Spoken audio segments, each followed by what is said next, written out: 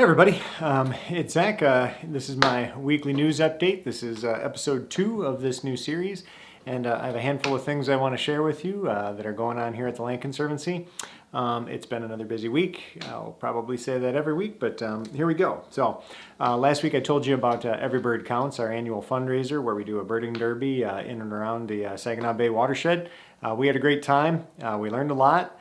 We had the whole team with us, and we did 136 species. Now, that's pretty close to our record number. Our absolute record number is about 152, I think, or 154, but that was before water levels rose in the Great Lakes area, and so we ended up with fewer shorebirds than we normally have. So we missed out on 15 species of shorebird probably that we could have otherwise gotten had the water levels been lower, but we have very little beach, available for them nowadays. So in the area we kind of struck out on shorebirds, and that's a pretty big category. Also grassland birds. Some of our favorite grassland spots had actually been mowed by authorities, earlier, and so we were not able to access that great grassland habitat. So we missed out on upland sandpiper, grasshopper sparrow, things like that. So we missed out on some grassland species. So other than that, we really cleaned up. We did well. We got everything that we thought we were going to get at Tawas State Park and all of that. So we did very well. We appreciate all our donors. We raised about $5,000 when all the checks will actually come in.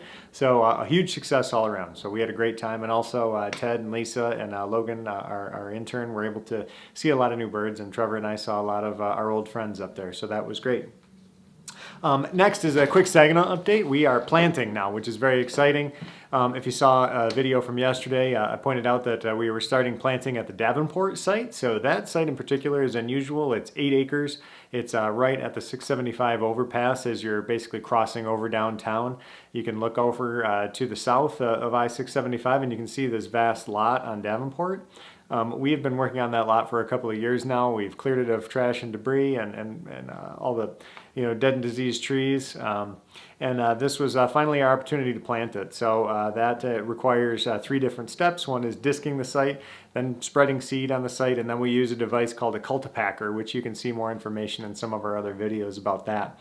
But what that does is embeds the seed in the soil and makes absolute sure that we get the best soil contact we possibly can, because getting things to grow on these urban soils is extraordinarily difficult. But the lot is, I'm happy to report, I believe that it's far better for us having been there, which is our main goal.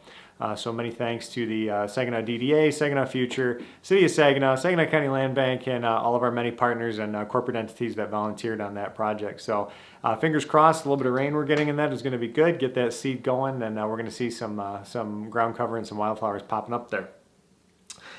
So next is going to be planting 200 lots in Saginaw, so over 200 lots.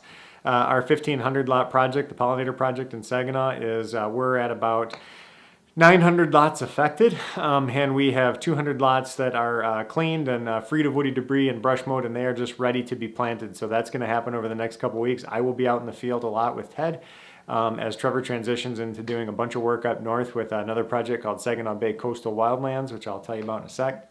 But we're going to be out there planting and doing some good stuff there in Saginaw, particularly in the Cathedral District, Northeast area, Northwest neighborhood, and then we'll move more into more trash, more lots. We've got 600 lots to go from here on out, but we have until the end of next year to do them. So we're feeling pretty good about our chances. We're moving right along. Next, the preserve programming. So I mentioned that Trevor was going to be up doing Saginaw Bay Coastal Wildlands, which is an exciting project up there. But he's also going to be doing our regular preserve maintenance season is going to start up now. So this means trails will be mowed. This means that signage and things will be mended if necessary. Parking lots will be taken care of, and our nature preserves will be open and ready to the public for exploration. I mean, they are all year, but this is really our field season for maintaining those trails. So that's everything from Discovery Preserve, which is just down the road from our new office here, to Wasatch Kamokwa and Sand Point and some of the others. You can find information about that on our website at saginawland.org. Saginaw Bay Coastal Wildlands, the project Trevor's working on, and actually all of us are going to be throwing in on, is a great project taking the 700 acres of conserved properties owned by the Land Conservancy and the Saginaw Bay Chippewa Indian Tribe. up and around the Saginaw River and northern Bay and Aranet County.